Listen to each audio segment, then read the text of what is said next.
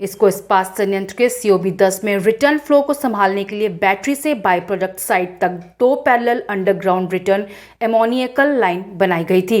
13 वर्षों से अधिक समय तक बैटरी के संचालन के बाद 16 दिसंबर 2023 को रिटर्न एमोनियकल लीकर लाइन में से क्षतिग्रस्त होने के कारण फ्लशिंग लीकर का फ्लो पूरी तरह से बाधित हो गया था। इस संकट को प्रबंधित करने के लिए टूटी हुई लाइन को अलग कर दिया गया और दूसरी लाइन से फ्लशिंग लीकर का फ्लो फिर से शुरू कर दिया गया था। तब से फ्लशिंग लीकर सर्किट को दूसरी लाइन के माध्यम से बनाए रखा गया था। रिटर्न एमोनियकल लीकर लाइन के निरंतर संचालन और बैटरी की सुरक्षा और निर्बाध संचालन को ध्यान में रखते हुए इस एकल महत्वपूर्ण पाइपलाइन पर बढ़ते निर्भरता को प्रबंधित करने के लिए एक वैकल्पिक रिटर्न एमोनियकल लीकर पाइपलाइन बिछाने का निर्णय लिया गया था। वहीं गत 24 मार्च 2024 को कैपिटल रिपेयर टीम के सहयोग से ये कार्य शुरू कर रिकॉर्ड टाइम में इन पाइपों को बिछाया गया और अंत में फ्लशिंग लीकर सर्किट से जोड़ा गया। उक्त पाइपलाइन को विशिष्ट रूप से इन हाउस डिजाइन किया गया है। गत 24 मई को CGM mechanical maintenance Shri Vineet Rawal तथा CGM CO NCC Shri Sumit मंडल द्वारा बारी बारी से नारियल तोड़कर इसका उद्घाटन किया गया।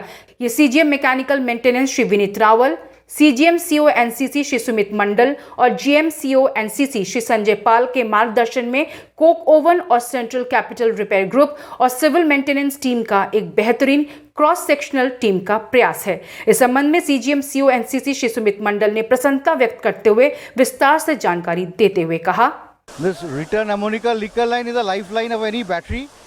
Generally we have 2 numbers of lines to keep the battery in continuous operation. This cannot be closed for any point of time. तो इसके चलते एक लाइन से चल रहा था और एक लाइन रात में डैमेज हुआ था, तो they could switch over to the alternate line. Now they are left with one line.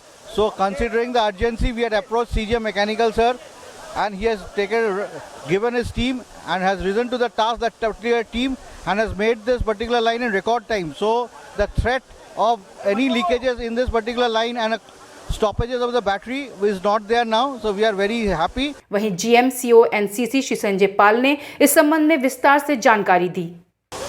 COB-10 जो ISP का जो मेन एक तो पिलर है, क्यों ना ये ब्लास्ट फर्नेस को कोक सप्लाई देने के लिए COB-10 का बहुत बड़ा रोल है। ये इज कमीशन इन 2010, अभी 14 इयर्स हो गया। तो ये जो रिटर्न अमोनिया का लीकर लाइन, ये बैटरी में 2 ठो रहता है। तो ओरिजिनली जो ये बैटरी डिज़ाइन हुआ था, ये रिटर्न अमोनिया का लाइन अंडरग्राउंड रोड का नीचे से बना हुआ था। तो over a period of time ये डैमेज हो गया। तो जब एक तो डैमेज हुआ था, हम लोग तो अल्टरनेट ओवरग्राउंड लाइन बनाया था। जैसे first time in any steel plant ऐसे ओवरग्राउंड लाइन कोई जगह नहीं है, हम लोग को कंपल्शन के कारण बनाना पड़ा। लेकिन आफ्टर लास्ट ईयर जो हम लोग को सेकेंड जो लाइन था, जो अंडरग्राउंड लाइन था, वो भी डैमेज हो गया। तो हम लोग उसको काफ़ी सर्वे किया सिविल को लेके, वो रिवाइव करने का भी ऑप्शन नहीं था। तो हम लोग CGM मैकेनिकल सर का अप्रोच किया था, सर हम लोग को ऐसा एक तो कुछ बना दीजिए, ये इमरजेंसी और इमीडिएट जरूरत है। तो सर तुरंत एग्री किया है और कैपिटल रिपेयर ग्रुप के एंगेज किया है, पाइप भी जुगाड़ कर दिया। In fact without any cost, without any investment, in house का जो हम लोग का जो पाइप रखा हुआ था वाटर वर्क्स का पास, वो पाइप लेके और हम लोग का आदमी और कैपिटल रिपेयर का आदमी मिलके पूरा काम कर दिया। और in record short time 1.5 month में ये लाइन इरेक्शन, फैब्रिकेशन, इरेक्शन होके कमीशन भी हो गया। This is a good achievement.